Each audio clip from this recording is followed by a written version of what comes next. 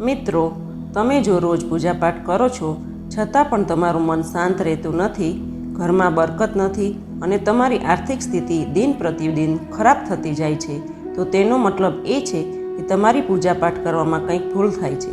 તેથી આવી સ્થિતિમાં તમારા મનમાં ભગવાન પ્રત્યે અવિશ્વાસ અને નિરાશા ઘર કરી જાય છે અને આપણે વિચારીએ છીએ કે હું રોજ ભગવાનની પૂજા કરું છું તો પણ મને કંઈ પણ પ્રકારનો લાભ કેમ નથી થતો. તો આ માટે તમારે કેટલાક પૂજાપાઠના નિયમો જાણવા જરૂરી છે, જેનાથી તમારું મન શાંત અને જે પણ મનોકામના માટે તમે પૂજા કરો છો તેની પૂર્તિ માટે આપણે જાણીએ કેટલાક પૂજાપાઠના શાસ્ત્રીય નિયમ. નંબર 1, ભગવાનની પૂજાનો પહેલો નિયમ એ છે કે તમારું મન સાફ, શાંત અને પ્રસન્ન હોય. ભગવાન ભક્તનું મન અને ભાવ પહેલાં જુએ છે.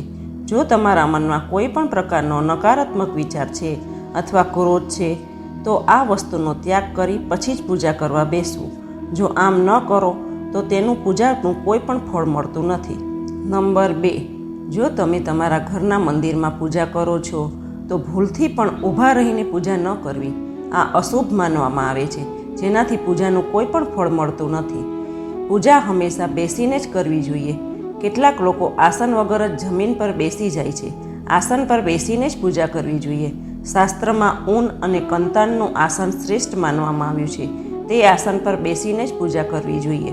નંબર 3, પૂજાનું મંદિર હંમેશા ઘરના ઈશાન ખૂણામાં જ હોવું જોઈએ. મંદિરમાં એક દેવી દેવતાની એક જ મૂર્તિ રાખવી જોઈએ. એક જ દેવી દેવતાની અનેક મૂર્તિ ન રાખવી જોઈએ. મંદિરમાં શંખ, ઘંટડી, દેવેલિયા, પ્રસાદના વાસણ વગેરેને એક સ્વચ્છ કપડા ઉપર જ રાખવા જોઈએ. નંબર 4, પૂજા કરવામાં 5 તત્વનું હોવું જરૂરી છે. આ 5 તત્વ જેવા કે અગ્નિ, પૃથ્વી, વાયુ, જળ અને આકાશ. આમાંથી આપણે પાસે 3 તત્વ પહેલેથી જ છે, આકાશ, વાયુ અને પૃથ્વી. બસ આપણે અગ્નિ અને જળની જ જરૂર છે. એટલે કે સૌથી પહેલાં એક દેશી ઘીનો દીવો પ્રગટાવો અને ત્રાંબાના લોટામાં પાણી ભરી તમારી મનોકામના પૂર્તિની પ્રાર્થના કરવી અને ઈશ્વર અને તમને જે કંઈ આપ્યું છે તેનો આભાર વ્યક્ત કરવો. દરરોજ નવી નવી સમસ્યાઓ ન ગણાવો. નંબર 5, દરરોજ પૂજા કરવા માટે ટાઈમ નિશ્ચિત કરો અને તે જ સમયે પૂજા કરવાનો આગ્રહ રાખો. પૂજા કરતી વખતે તમારું મુખ પૂર્વ, ઉત્તર કે ઉત્તર પૂર્વ બાજુ જ હોવું જોઈએ. હિન્દુ ધર્મમાં દરરોજ 5 દેવોની પૂજા કરવાનું વિધાન છે. આ દેવોમાં ભગવાન ગણેશ, સૂર્યદેવ, દેવી દુર્ગા, ભગવાન શંકર અને ભગવાન વિષ્ણુ છે. નંબર 6, સ્ત્રી હોય કે પુરુષ પૂજા કરતા સમયે માથું ઢાંકવું આવશ્યક છે. એટલે કે માથે કોઈ પણ કપડું ઓઢીને જ પૂજા કરવી જોઈએ. આમ ન કરવાથી પૂજાનું ફળ મળતું નથી. પૂજા સમયે માથે ઓઢવું એ ભગવાન પ્રત્યે શ્રદ્ધાભાવ દર્શાવે છે. માટે ધાર્મિક અને વૈજ્ઞાનિક દ્રષ્ટિએ પણ માથે ઓઢીને જ પૂજા કરવી જોઈએ. નંબર 7, એ વાતનું ધ્યાન રાખવું જોઈએ કે ભગવાનનું સ્થાન હંમેશા જમીન કરતાં ઊંચું એટલે કે થોડું ઊંચું હોવું જોઈએ.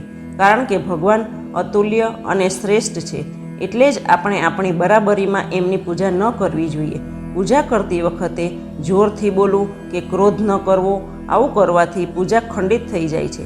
નંબર 8, જો તમે વિશેષ મંત્ર જાપ કરો છો તો માળાને જાપ કરતી વખતે કપડું અથવા ગૌમુખીમાં ઢાંકીને જ કરવી જોઈએ. આને જાપ પૂર્ણ કરીને તમારા આસનની નીચેની જમીનને દંડવત નમન કરીને નેત્રોને સ્પર્શ કરવો, જેનાથી તમને જાપની પૂર્ણ ફળની પ્રાપ્તિ થાય છે. નંબર 9, જો તમે ખાસ હેતુથી પૂજા કરી સંકલ્પ કરો છો કે હું આમ કરીશ જ, તો એ સંકલ્પ તમારે જલ્દી પૂરો કરવો. તેમાં વિલંબ ન કરવો. વિલંબથી તમને તમારી પૂજા ફળની પ્રાપ્તિ થતી નથી. નંબર 10, આજકાલ અગરબત્તીનો ઉપયોગ કરવામાં આવે છે. અગરબત્તીમાં વાંસનો ઉપયોગ કરવામાં આવે છે, જે પૂજા અને શાસ્ત્રોમાં વર્જિત માનવામાં આવે છે. માટે મંદિરમાં હંમેશા ધૂપનો જ ઉપયોગ કરવો. તો મિત્રો, આજના આ વિડીયોમાં બસ આટલું જ. અન્ય રસપ્રદ અને ઉપયોગી વિડીયો જોવા માટે ચેનલને જરૂરથી સબસ્ક્રાઈબ કરો. ધન્યવાદ.